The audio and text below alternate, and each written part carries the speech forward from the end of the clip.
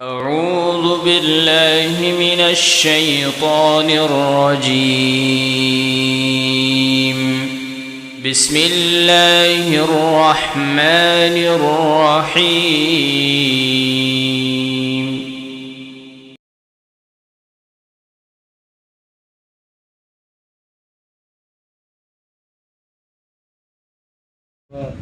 الله أكبر كبيرا.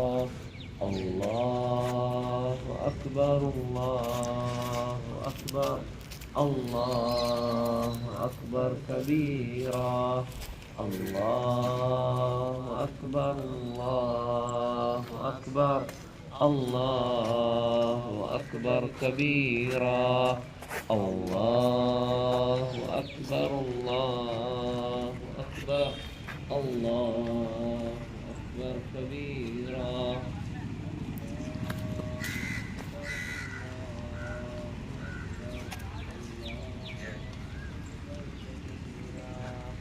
الله أكبر الله أكبر.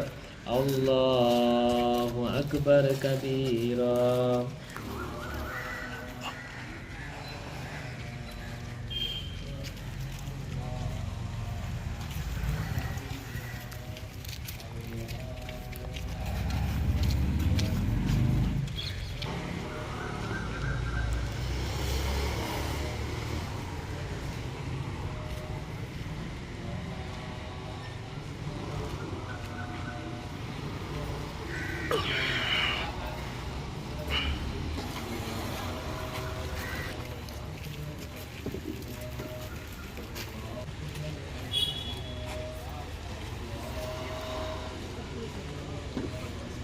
Islam. الله أكبر الله أكبر. الله أكبر كبيرا. الله أكبر الله أكبر. الله أكبر كبيرا. الله كبيرا. الله أكبر الله أكبر. الله أكبر كبيرا. الله أكبر الله أكبر. الله أكبر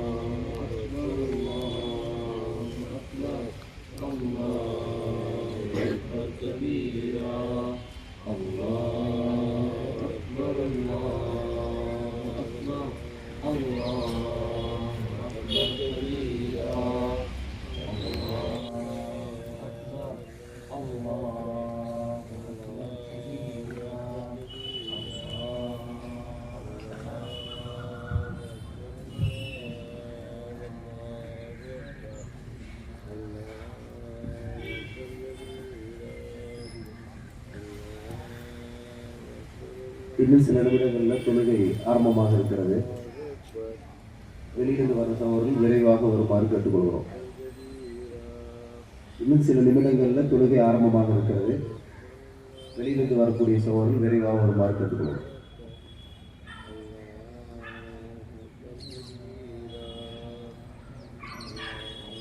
الله أكبر الله أكبر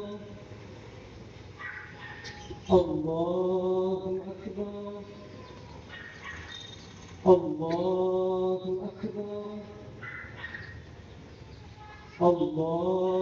أكبر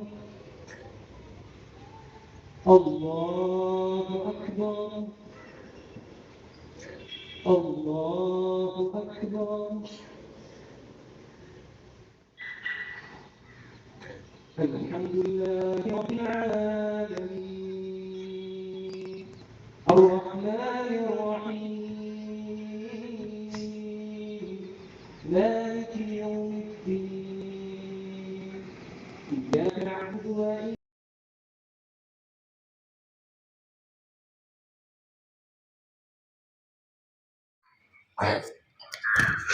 السلام عليكم ورحمة الله وبركاته.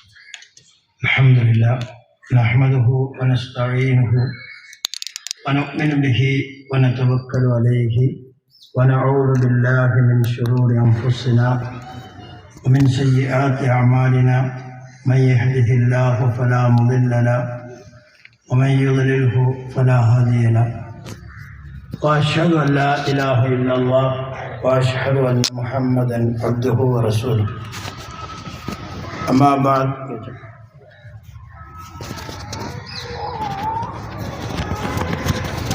فإن خير الحديث كتاب الله وخير الهدي هدي محمد صلى الله عليه وسلم وشر الأمور محدثاتها وكل محدثة بدعة وكل بدعة ضلالة وكل ضلالة في النار.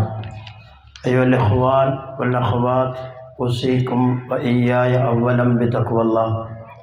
أعوذ بالله من الشيطان الرجيم. بسم الله الرحمن الرحيم. إني وجهت وجهي للذي فطر السماوات والأرض حنيفا وما أنا من المشركين.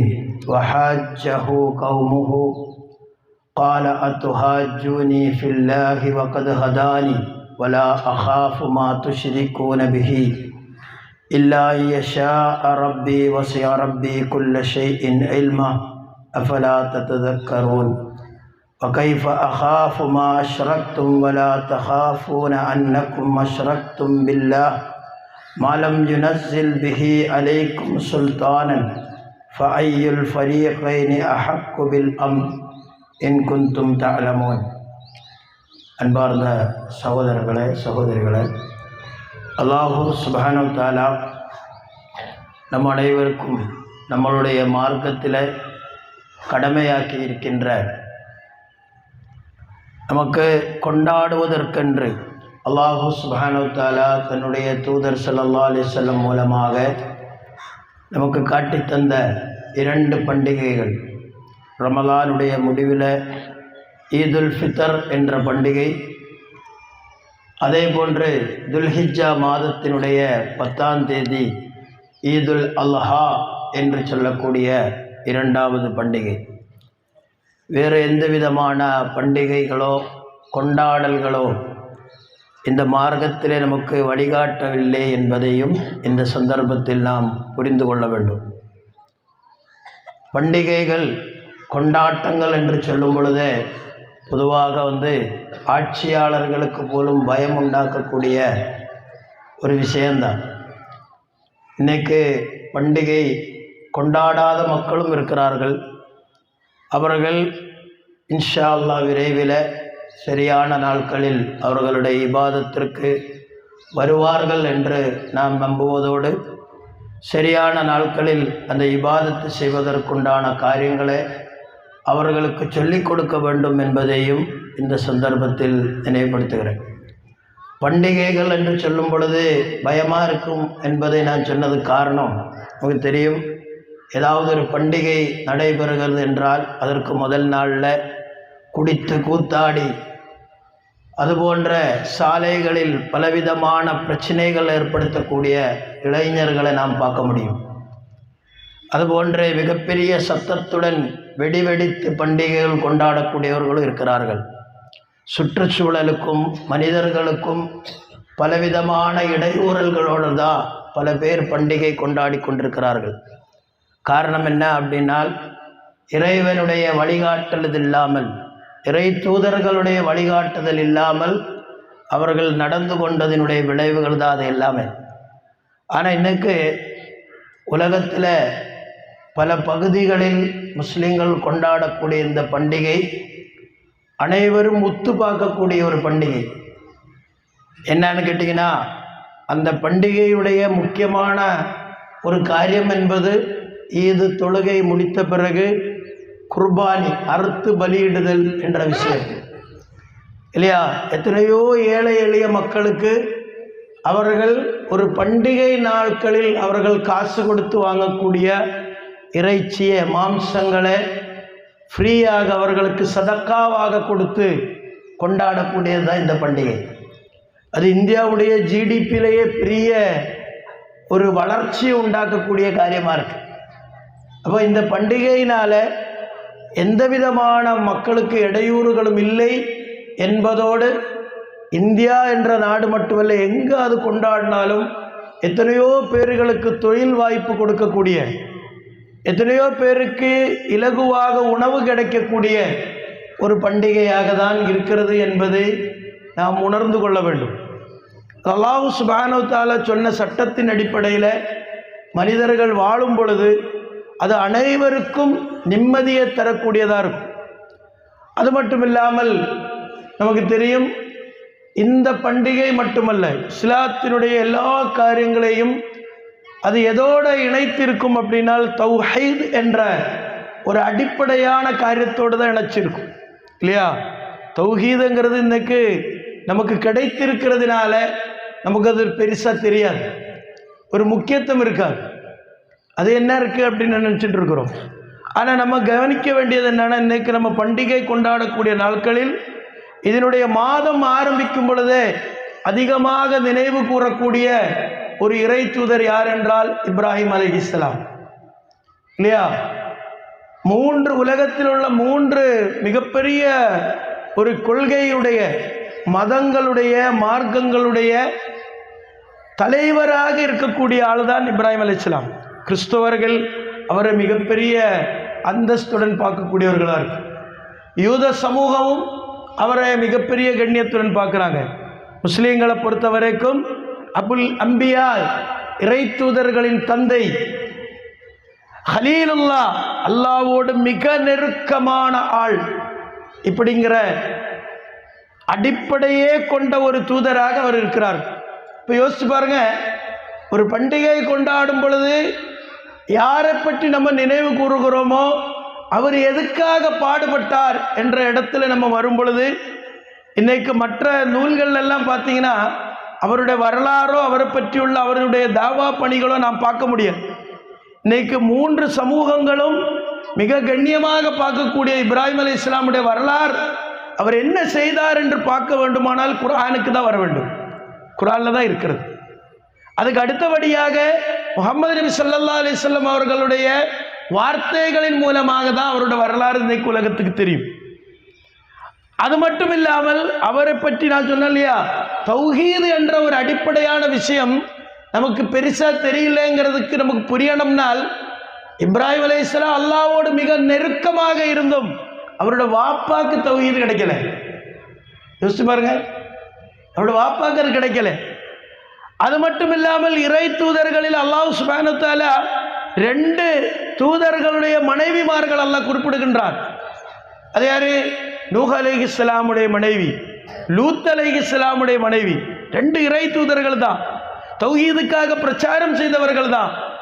அவருடைய 2 மனைவிமார்களுக்கும் தௌஹீது கிடைக்கல. முஹம்மது நபி ஸல்லல்லாஹு அலைஹி வஸல்லம் அவர்கள் அவருடைய மிக நெருங்கிய நண்பராக இருந்த அபூபக்கர் சித்திக் ரலியல்லாஹு அன்ஹு, அவருடைய வாப்பா அபூ குஹாஃபா 100 வயசு தாண்டும் கூட அந்த காலகட்டத்தில் தான் அவர் இஸ்லாத்துக்கு வர்றார். பாப்பாவை கலிமா சொல்றதுக்காக அபூபக்கர் சித்திக் ரலியல்லாஹு அன்ஹு தூக்கிட்டு வர்றார். ரசூலுல்லாஹி ஸல்லல்லாஹு அலைஹி சொன்னாங்க, எதுக்கு இந்த வயசான ஆளை இங்கே தூக்கிட்டு வரேன், நான் அங்கே வந்திருப்பேமே, எந்த ஆணவமும் இல்லை, பணிவோடு இருந்த தூதர், நான் அங்கே வந்து கலிமா சொல்லி கொடுத்துருக்குமே என்றார். கலிமா சொல்லி கொடுக்கிறார். கலிமா சொல்லி கொடுத்த முடிந்த உடனே அபூபக்கர் சித்திக் ரலியல்லாஹு அன்ஹு அழுகிறார். எதுக்காக அழுகிறார் என்று கேட்கும்போது என்ன சொன்னாங்க, இந்த இடத்தில் அபூ தாலிப் இருந்திருந்தால் நீங்கள் எவ்வளவு சந்தோஷப்பட்டிருப்பீங்க என்று நினைத்து அழுதேன் என்றார்.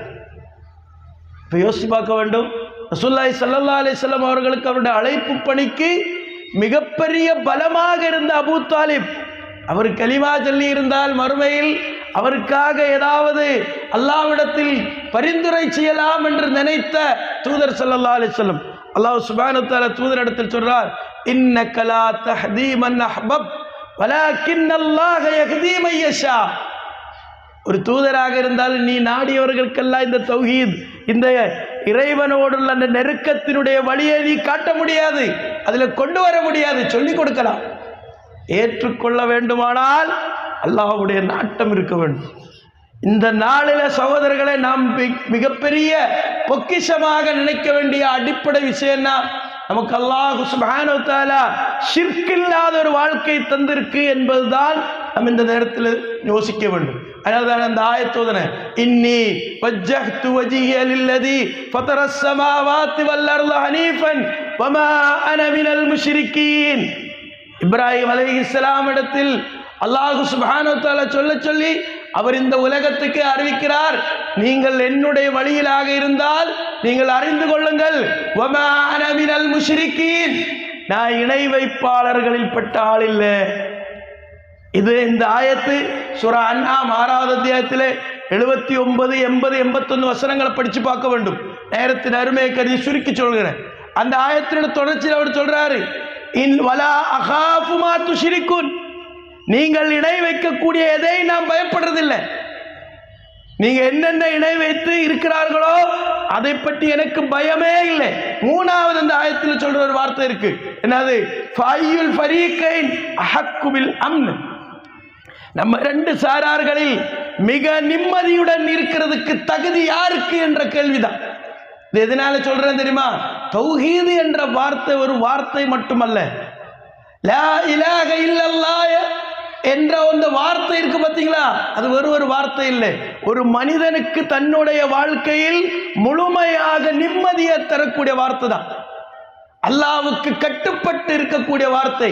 அவனுக்கு மட்டும்தான் இபாதத்து செய்வேன், அவனை தவிர வேற யாருக்கும் இபாதத்து செய்ய மாட்டேன் என்ற உறுதியான வாழ்க்கை முறைதான். யோசிச்சு பாருங்க, இந்த நாளுடைய சிறப்பின் ஒரு அடிப்படையில் ஈதுல் அல்ஹா கொண்டாடும் பொழுது நாம் ஷிர்க்கினுடைய வாடைகள் வந்து விடாமல் நாம் வாழ வேண்டும் என்று நான் நினைக்க வேண்டும். இப்ப பாருங்க, ஹஜ்ஜுக்கு போறாங்க. ஹஜ்ஜுக்கு போகும் பொழுது மீகாத்தில் நுழைஞ்ச உடனே என்ன சொல்லுவாங்க? லப்பைக் அல்லாஹும்ம லப்பைக் லப்பைக் லா ஷரீக லக லப்பைக் இன்னல் ஹம்த வன் நிஅமத லக வல் முல்க் லா ஷரீக லக். இந்த தல்பியத் ஒரு காலத்தில் இப்படி இல்லை. ரசூலுல்லாஹி ஸல்லல்லாஹு அலைஹி வஸல்லம் அவர்கள் வருவதற்கு முன்னாடி இதே தல்பியத் சொல்லுவாங்க. அதுல ஒரு இடைச்சொற்களுக்கு ஒரு வார்த்தை, இல்லா ஷரீகன் ஹுவலக் தம்லிகுஹு வமா மலக் அப்படின்னு இருக்கும். என்ன அர்த்தம்? அது தூதர்கள் காட்டி கொடுக்காத வழி. இதே தல்பியத்து தான், இடையில ஒரு வார்த்தையை சேர்த்துருவாங்க. என்னது? ஒரே ஒரு பங்காளியை தவிர அந்த பங்காளிக்கு என்னென்ன சக்தி இருக்கோ அந்த சக்தி எல்லாமே நீ கொடுத்தது தான் ரப்புங்கிற ஒரு வார்த்தையை சொல்லுவாங்க. இன்னைக்கு நீங்க பாருங்க, அல்லாஹ் அல்லாதவர்களை அழைத்து பிரார்த்தனை செய்யக்கூடியவர்களிடத்தில் இது தப்பு என்று சொன்னால் இதே நியாயம் தான் அவங்க பேசுவாங்க. அந்த ஆற்றல் எல்லாம் அல்லாஹ் கொடுத்தது தான், அவங்களுக்கு சொந்தமா ஆற்றல் இல்லம்பா. இதே தெல்வியத்து தான் மக்காவில் உள்ளவர்கள் சொல்லி கொண்டிருந்தாங்க. தூதர் ஸல்லல்லாஹு அலைஹி வஸல்லம் வந்த பிறகு அந்த வார்த்தையை நீக்கிட்டாங்க. ஆனா பிற்காலத்தில் அந்த வார்த்தைகளுடைய கருத்தில் தான் இன்னைக்கு மக்கள் வாழ்ந்துட்டு இருக்கு. ஹஜ்ஜு என்ற காரியத்துக்கு மிகப்பெரிய அழைப்பு கேட்டு போற ஹஜ்ஜுக்கு கூட நல்ல நேரம் பார்த்து வீட்டிலிருந்து கிளம்பக்கூடிய ஆட்கள் இருக்கிறாங்க. நாளைக்கு ஃப்ளைட்டுனா இன்னைக்கு கிளம்புவாங்க. ஏன்? இன்னைக்கு தான் உஸ்தாது சொல்லி இருக்கிறாங்க நல்ல நாளுங்கிறாங்க. ஹஜ்ஜு போயிடுச்சு இல்லையா? அல்லாஹ் சுப்ஹானஹு வ தஆலா சொல்றான், அனத்தகர், நான் தான் காலம், நீங்கள் காலத்தை திட்டாதீர்கள், லா தசுப்புத்தகர், காலத்தை திட்டாதீர்கள் என்று அல்லாஹ் சுப்ஹானஹு வ தஆலா தெளிவா சொல்லிக் கொடுத்த பிறகும் அல்லாஹ்வுடைய தூதரிடம் அந்த வார்த்தைகளை மதிக்காமல் இன்னைக்கும் அந்த காரியத்துக்கு போறாங்க இல்லையா? போற நேரத்தில் நேரம் பார்த்து, திருமணத்தில் பாருங்க முபாரக்கான நேரம் இருக்கும். என்னது? முகூர்த்தம்ங்கிறது அரபிதான் முபாரக்கான நேரங்கிறது. எந்த நேரத்தில் வேணாலும் திருமணம் முடிக்கலாம், எந்த நேரத்தில் வேணாலும் நிக்கா வச்சுக்கலாம். ஆனா இல்ல, இந்த நேரத்தில் தான் செஞ்சாதான் என்னது அது கரெக்டா நடக்கும் சொன்னால் சகோதரர்களே, அது தௌஹீதுக்கு வெளியில இருக்கிறதா. இப்படி பல காரியங்கள் இருக்கும். தௌஹீதிலிருந்து கொஞ்சம் கொஞ்சமா சைத்தான் நம்மளை வெளியே கொண்டு போய் மரணிக்கும் பொழுது இப்ராஹிம் அலைஹிஸ்ஸலாமுடைய மில்லத்தை விட்டு ஆசருடைய மில்லத்தும் இருக்கு, நம்ரூதுடைய மில்லத்து இருக்கு இல்லையா? ஆசரா இருந்தாலும் சரி, நம்ரூதா இருந்தாலும் சரி, இவங்க எல்லாம் எல்லா காலத்திலையும் மாறி மாறி வருவாங்க. நம்ரூதுங்கிறது ஆட்சியாளர்களுடைய அடையாளம் தான், அக்கிரமம் செய்யக்கூடிய ஆட்சியாளர்கள். அந்த ஆட்சியாளருக்கு எதிராக தன்னந்தனியாக நின்று போராடி என்பதுதான் இப்ராஹிம் அலைஹிஸ்ஸலாமுடைய மில்லத் இல்லையா? நீங்கள் இப்ராஹிம் அலைஹிஸ்ஸலாமுடைய மில்லத்தை பின்பற்ற வேண்டும் சொன்னால் அதனுடைய பொருள் என்ன? எந்த போராட்டமா இருந்தாலும் சரி, எனக்கு பின்னாடி ஒரு 1000 பேர் இருந்தா, எனக்கு பின்னாடி நிறைய பேர் இருந்தா நான் அந்த காரியம் செய்வேன், யாருமே இல்லைன்னா நான் வரமாட்டேன் அப்படிங்கிறது இல்லை. யாருமே இல்லைனாலும், யாருமே எனக்கு இல்லைனாலும் அல்லாஹ் போதுமானவன் என்று சொல்லி உண்டான போராட்டத்துக்குடைய பேரு தான் இப்ராஹிம் அலைஹிஸ்ஸலாம் இல்லையா? இப்ராஹிம் அலைஹிஸ்ஸலாமுடைய அந்த தாவா பணிகளை நீங்க எடுத்து பாருங்க. பாப்பாவிடத்தில் அவர் சொல்றார், யா அபத்தி, என்னுடைய சிறப்பாக சொல்லக்கூடிய வார்த்தை தான் யா அபத்தி, என்னுடைய வாப்பா, நீங்க எதுக்கு இந்த ஷிர்கில் இருக்கிறீங்க? லிம தஅபுது மா லா யஸ்மஉ வலா யுப்சிரு வலா யுக்னி அன்க ஷைஆ, நீங்கள் உங்களை பார்க்க முடியாத, நீங்கள் அழைத்தால் கேட்காத, உங்களுக்கு எந்த விதமான உதவியும் செய்யாத ஒரு சில இடத்தில் போய் ஏன் பிரார்த்தனை செய்கிறீர்கள் என்ற கேள்வி. இன்னைக்கு எத்தனையோ மனிதரோட நிலைமை என்ன? மனிதர்களே வழங்கக்கூடியவங்க இருக்கிறாங்க, மரத்தை வணங்கக்கூடியவங்க இருக்கிறாங்க இல்லையா? எதெல்லாம் வணங்க வேண்டும் என்று விவஸ்தையே இல்லாம இன்னைக்கு மக்கள் வணங்கக்கூடியவர்களாக இருக்கிறாங்க. காலில் விழ வேண்டும் என்பது இனி வரக்கூடிய காலகட்டத்தில் சிலபஸிலே கொண்டு வர முயற்சி செஞ்சுட்டு இருக்கு. ஒரு ஆசிரியரோட கால் கழுவி விட வேண்டும், இவருடைய காலில் விழ வேண்டும்.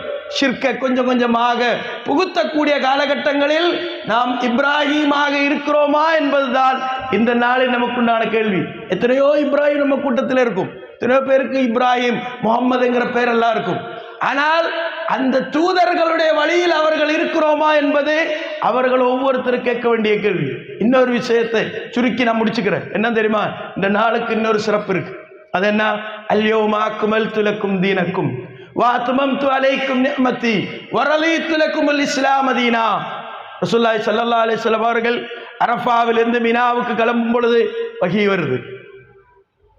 என்ன அந்த வஹியை அவர் ஹஜ்ஜில மினாவில கல்லெறிகிற இடத்துல அகபா என்ற பகுதியில் வைத்து மக்களுக்கு உரையாற்றுகிறார். இதே போன்ற ஒரு நாள்ல கேட்கிறாங்க, இது எந்த நாள், இது எந்த இடம், இது எந்த மாதம், எல்லாத்தையும் பதிவு பண்றார். மக்கள் எல்லாம் வந்து அமைதியா இருந்தாங்க. அவங்களுக்கு தெரியும் துல்ஹிஜ்ஜா மாதம் தெரியும். ஆனா கல்வி கற்றுக்கொள்வதில் அவங்களுக்கு ஒரு சிறப்பு இருக்கு. ஒருத்தர் சொல்லி தர்றாருன்னா நம்ம என்ன, அதெல்லாம் எனக்கு தெரியும் அப்படின்னு முந்திக்கிடுவான். அந்த பழக்கமே சஹாபிகள்கிட்ட கிடையாது ரலியல்லாஹு அன்ஹு. என்ன செய்வாங்க? ஒருத்தர் சொல்றாரு, அவர் சொல்லட்டும், கூடுதலா ஒரு தகவல் கிடைக்காதா, கூடுதலா ஒரு கல்வி வராதா என்று நினைப்பான். ரசூலுல்லாஹி ஸல்லல்லாஹு அலைஹி வஸல்லம் துல்ஹிஜ்ஜா மாதம், இது எந்த நாள்? யௌமுன் நஹர், அறுத்து பலியிடக்கூடிய நாள். இது எந்த இடம்? இது வந்து எங்க இருக்கிறோம்? 10வது நாள்ல அந்த மினா என்ற பகுதியில் தான் இன்னைக்கு ஹாஜிகள் எல்லாம் எங்க இருக்கிறாங்க. நம்ம இன்னைக்கு இப்ப தக்பீர் சொன்ன மாதிரி லட்சக்கணக்கான மக்கள்.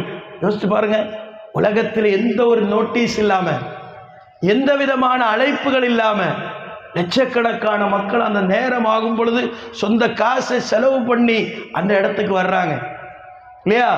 எந்த ஒரு மனிதனுக்கும் தன்னுடைய ஜனாசாவுடைய ஆடை சொந்தமா அணிய வாய்ப்பு இருக்காது. அது ஹாஜிகளுக்கு மட்டும்தான் இருக்கு. எப்படி ஒரு ஜனாசா இருக்குமோ அதே போன்று 2 துணி, தைக்காத துணி இல்லையா? அரபி நியூஸ்ல ஒருத்தர் போட்டிருந்தாரு, சொந்த ஜனாசா ஆடையிலே ஒரு செல்ஃபி என்றார். யோசிச்சு பாருங்க, ஒரு ஹாஜி போட்டோ எடுத்தா என்ன, சொந்த ஜனாசா ஆடை அணிந்தவர் நிற்கிறார், அல்லாஹ்க்கு முன்னாடி நிற்கிறார். என்ன நிற்கும் போல வார்த்தை லப்பைக். சகோதரர்களே, இந்த வார்த்தை இருக்கு பார்த்தீங்களா? ஒரு மனிதனோட ஒட்டுமொத்த வாழ்க்கை தான் லப்பைக்ங்கிற ஒரு வார்த்தை. ஒரு மனிதனோட ஒட்டுமொத்த வாழ்க்கை என்ன? அல்லாஹ் நீ அழைத்தே நான் வந்தேன், நான் அப்புறம் வரேன், எனக்கு டைம் இல்லை, நான் பிஸியா இருக்கு, நான் வந்து வியாபாரத்துக்கு போனோம், தொழிலுக்கு போனோம், இப்படி பல காரியங்கள் இருக்கிறது, எனக்கு பள்ளிக்கு வர முடியல. கவிஞர் இக்பால் பாடின ஒரு பாடல் இருக்கிறது. அவர் சொல்றாரு, ஒரு மனிதா நீ வந்து உன்னுடைய பெட்டிலிருந்து எழுந்து பள்ளிக்கு செல்ல முடியவில்லை என்றால் நீ எப்படி கபரிலிருந்து எழுந்து சொர்க்கத்துக்கு செல்வார் என்று கேட்டார் அவர். உனக்கு காலையில எந்திரிச்சு பள்ளிக்கு போக முடியாது, நீ எப்படி நீ வந்து சொர்க்கத்துக்கு போவ கபரிலிருந்து எழுந்து? இந்த கேள்வி நம்மளை பார்த்து ஒரு அருமையான கேள்வி. அது இப்ப யோசிச்சு பாருங்க, இந்த இடத்தில் லப்பைக்குங்கிறது என்ன? நான் வந்துட்டேன், லா ஷரீக லக், உனக்கு எந்த பங்காளியும் இல்லை. முகமது நபியாக இருந்தாலும் கூட அவர் தூதர் தான், அவரை நான் அழைத்து பிரார்த்தனை செய்ய மாட்டேன். இப்ராஹிம் அலைஹிஸ்ஸலாம் தூதர் தான், அவரை நான் அழைத்து, அவர் சொல்லுவோம் அன மினல் முஷ்ரிக்கீன், நான் என்ன செய்யறேன்? என்னுடைய முகத்தை உலகத்தை படைத்த வானங்களையும் பூமியையும் படைத்தவனை நோக்கி நான் திருப்பி இருக்கிறேன். எந்த மனிதனை பார்த்தும் இல்லை, எந்த ஆட்சியாளரை பார்த்தும் இல்லை. நம்ரூதிடத்தில் கேட்ட கேள்வி அதுதான். என்னுடைய ரப்பு கிழக்கிலிருந்து சூரியனை கொண்டு வந்து மேற்கில மறைய செய்கிறான். இது பிரபஞ்சத்தில் நடந்துட்டு இருக்கிற நிகழ்வு. இந்த நிகழ்வு ஏதாவது உன்னால மாற்ற முடியுமா? நீ முடிஞ்ச அங்கிருந்து கொண்டு வா. இந்த கேள்வி யோசிச்சு பாருங்க. ஒரு ஆட்சியாளர் இடத்தில் போய் கேள்வி கேட்ட என்ன ஆகும்? என்ன ஆகும் யோசிச்சு பாருங்க. விளைவுகளை யோசித்து, விளைவுகளை பற்றி சிந்தித்து அட்ஜஸ்ட்மெண்ட் ஆன ஒரு வாழ்க்கைக்கு நம்ம போயிட்டு இருக்கிறோம். தகுந்த மாதிரி, சூழ்நிலைக்கு தகுந்த மாதிரி நம்மளோட மார்க்கத்தை நம்ம மாற்றி வாழ்ந்துட்டு இருக்கிற காலகட்டத்தில் இப்ராஹிம் அலைஹிஸ்ஸலாமை பின்பற்றுறதுக்கு நமக்கு தகுதி இருக்கா என்று நானும் நீங்களும் நம்மளை பார்த்து கேள்வி கேட்க வேண்டும். இந்த மார்க்கம் பூர்த்தியான நாள் இது இல்லையா? யோசிச்சு பாருங்க. எந்த மார்க்கமும் உலகத்தில் அவங்களுக்கு முழுமையாக இல்லை. ஒரு கம்ப்ளீட் ஸ்ட்ரக்சர் நமக்கு இருக்கிறது. எந்த விஷயம் எடுத்தாலும் அதுக்கு ஒரு முன்மாதிரி இருக்கக்கூடிய ஒரு மார்க்கத்தில் நம்ம வாழ்ந்துட்டு இருக்கிறோம். அதான் ரசூலுல்லாஹி ஸல்லல்லாஹு அலைஹி வஸல்லம் அவர்கள் மூலமாக சூரத்து மாயிதாவில் 3வது வசனம், அல் யௌம அக்மல்து லக்கும் தீனக்கும் வ அத்மம்து அலைக்கும் நிஅமதி, இறை தூதர் என்ற அந்த அருள் இதுடன் முடிந்து விட்டது. இனி யாராவது நான் தூதர்னு சொல்லிட்டு வந்தா எல்லாம் போலி, எல்லாம் ஒரிஜினல் கிடையாது, எல்லாம் டூப்ளிகேட் இல்லையா? இந்த நாளோட நியமத்து முடிந்து விட்டது. வரலீத்து லக்குமுல் இஸ்லாம் தீனா, இந்த மார்க்கம் உங்களுக்கு பூர்த்தியாக திருப்தியாக இறைவன் உங்களுக்கு கொடுத்திருக்கிறான். கட்டுப்பாடு என்பதுதான் இந்த மார்க்கம். அதான் இஸ்லாம் கட்டுப்படுதல், அதன் மூலமாக கிடைக்கக்கூடிய அமைதி. அந்த அமைதியை நோக்கி சகோதரர்களே நம்மளுடைய பயணம் இருக்க வேண்டும். நம்மளோட வாழ்க்கை, நான் சொன்னேன் இல்லையா, தௌஹீது என்ற மிகப்பெரிய பொக்கிஷம். யாருக்கு சொர்க்கம் என்று தெரியுமா? ஒரு மனிதன் ஷிர்க் இல்லாத மரணித்தால் தான் அவனுக்கு சொர்க்கம். அவன் 1000 விஷயம் செஞ்சு பிரயோஜனம் இல்லை, 1000 நன்மைகள் செஞ்சு பிரயோஜனம் இல்லை, எத்தனையோ பேருக்கு உதவி செஞ்சு பிரயோஜனம் இல்லை. அவன்கிட்ட ஷிர்க் இருந்தால், ஷிர்க்குங்கிறது அது ஒரு விஷம், அது எல்லா அமல்களையும் பாத்திலாக்கி விட்டுரும், எல்லா நன்மைகளையும் அழித்து விட்டுரும். அதான் இன்ன ஷிர்க லஸுல்முன் அலீம், மிகப்பெரிய குற்றம் என்பது திருடுறதை விட, விபச்சாரத்தை விட ஷிர்க்கு தான் என்று நாம் படிச்சு கொடுக்க வேண்டும் நம்மளோட உள்ளத்திற்கு. அதனால ஒருத்தர் ஷிர்க் இல்லாமல் இருந்து இந்த ஹராம் எல்லாம் செய்யலாங்கிறதல்ல, அதெல்லாம் இறைவன் நாடினால் மன்னிக்கலாம். அது இறைவனோட இடத்தில் இருக்கிற விஷயம், நமக்கு தெரியாது. ஆனால் மரணிக்கும் பொழுது ஒரு மனிதன் இணை வைப்புடன் அல்லாஹ் என்று அழைக்கிற இடத்தில் அல்லாஹ்வுடைய ஏதாவது ஒரு படைப்பு அழைத்த நிலைமையில தான் அவன் மரணித்தால் அவன் என்ன, அவன் நரகத்தில் ஹாலிதீன ஃபீஹா அபதா, நிரந்தரமாக அந்த நரகத்தில் தான் இருப்பார் என்ற எச்சரிக்கை சகோதரர்களை இன்னைக்கு நமக்கு இருக்க வேண்டும். குர்பானியுடைய விஷயத்தில் நம்மளுடைய கிடைக்காத உணவுகள், அந்த கறி கிடைக்காத ஆட்களை நம்ம தேடிக்கொண்டு கொடுக்க வேண்டும். பொதுவாக நமக்கு எப்படி இருக்கும், இந்த நேரங்களில் நம்ம குர்பானிக்கு எல்லாரும் ரெடியாக இருக்கும், குர்பானியாக இருக்கும் செய்வோம். ஆனால் அந்த டிஸ்ட்ரிபியூட் பண்ணுற இடத்துல என்ன ஆகுது, நம்மளோட ஃப்ரிட்ஜில் எல்லாம் இன்னைக்கு இடம் இருக்காது இல்லையா? யோசிச்சு பாருங்க. தியாகம் நம்ம ஒரு பக்கம் சொல்லும் பொழுது என்ன தியாகம், நம்ம என்ன தியாகம் பண்ணுறோங்கிறது நிரந்தரமாக டெய்லி நம்மள்கிட்ட கேட்டுருக்கணும். என்ன தியாகம் யோசிச்சு பார்க்க வேண்டும். ஒரு தாய், ஒரு பையன், 2 பேரை மட்டும், யாருமே இல்லாத ஒரு பகுதி இல்லை. இன்னைக்கே நம்ம கொஞ்சம் அவுட்டராக இருந்தால் அவுட்டரில் ஒரு 10 வீடு வந்த பிறகு கட்டுவோம்பா இல்லையா? அதனால் பிளாட்டெல்லாம் போடுறாங்க, முதல்ல 2 வீடு கட்டி விட்டுருவோம், யாராவது வரட்டும் தங்கட்டும் அப்படின்னு. ஒருத்தருமே கிடையாது. குடிக்க தண்ணி இல்லாத ஒரு இடத்தில் ஒரு தாயையும் ஒரு மகனையும் கொண்டு வந்து விட்டுட்டு போகும் பொழுது அந்த தாய் கேட்குற ஒரு கேள்வி இருக்கு, அல்லாஹு அமரக்கஹாதா, இந்த செயலை செய்ய நீங்களா முடிவெடுத்தீங்களா, அல்லாஹ்வுடைய கட்டளையாங்க? அல்லாஹ் தாங்க. இப்ராஹிம் அலைஹிஸ்ஸலாமோட பதில் என்ன சொன்னாங்க? அப்படி என்றால் அவன் எங்களை கைவிட மாட்டான். புரியுதுங்களா உங்களுக்கு? ஒரு தூதர் கூட கொஞ்ச நாள் வாழ்ந்த ஒரு பெண்மணிக்கு எவ்வளவு தவக்குல், சாதாரண தவக்குல். இது எனக்கு உங்களுக்கு எல்லாம் பயானில் சொல்லலாம். விட்டுட்டு போமா, நம்ம விட்டுட்டு போனால் நம்ம 1000 தடவை போன் அடிச்சு கேட்போம், இருக்கா? மனைவி என்ன சொல்லுவாங்க, யாருமே இல்லாத இடத்துல இந்த காட்டில் என்னை விட்டுட்டு போறீங்களே, உங்களுக்கு கொஞ்சமாவது மனசாட்சி இருக்கான்னு கேட்போம். இப்போ நம்ம எந்த இடத்துல இருக்கிறோங்கிறதுக்கு ஒரு ஒப்பிடலுக்கு நான் இந்த வார்த்தையை நான் சொன்னேன். அதுக்காக அல்லாஹ்வுடைய கிஃப்ட் என்ன யோசிச்சு பார்க்க வேண்டும்.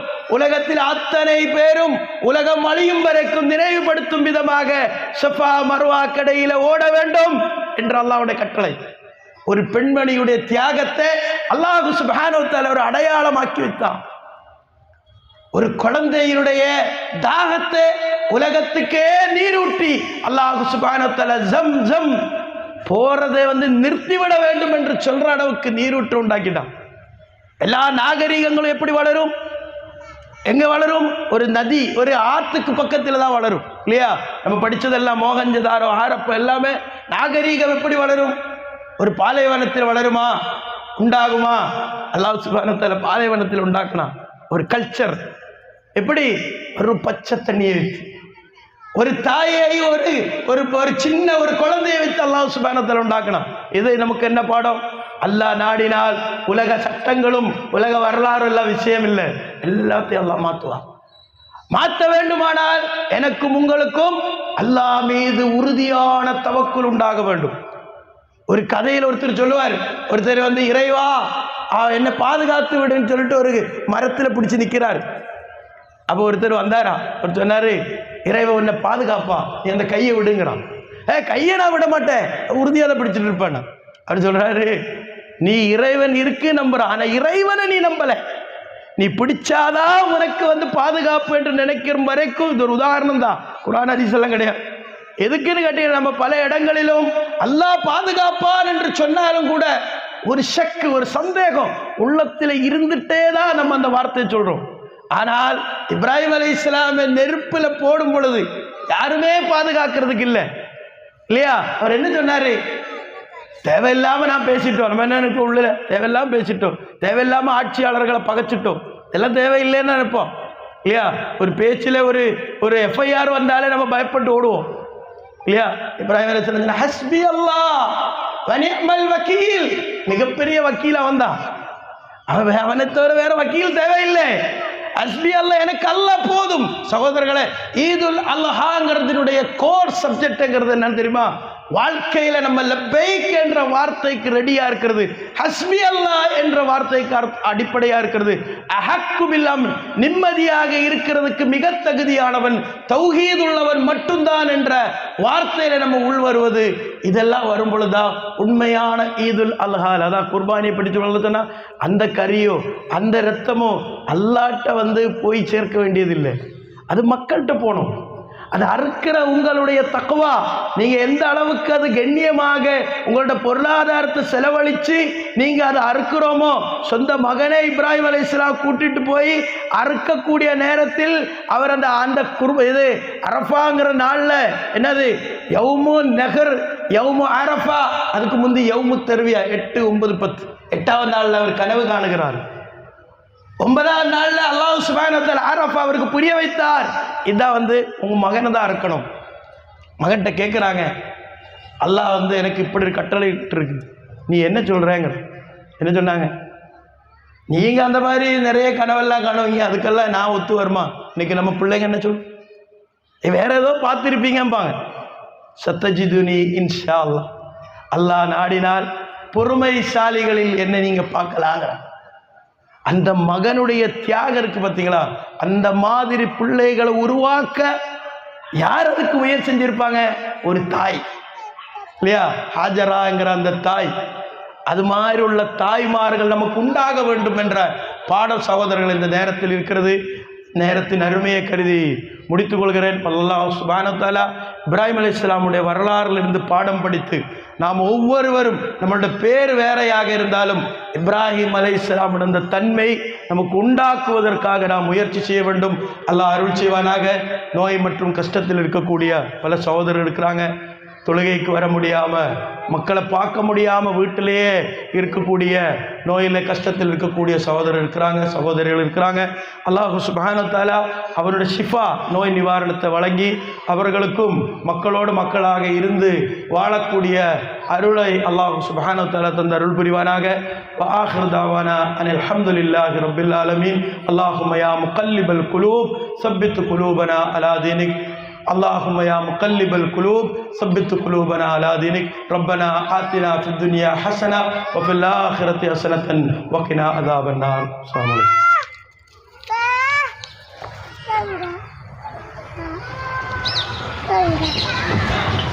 பெருநாளுடைய தினத்தில் பலஸ்தீனத்தில் தொடர்ந்து சொல்லனா துன்பங்களுக்கு ஆளாகி கொண்டிருக்கிற முஸ்லிம்களுக்காக பிரார்த்தனை செய்ய நினைவுபடுத்துகிறோம்.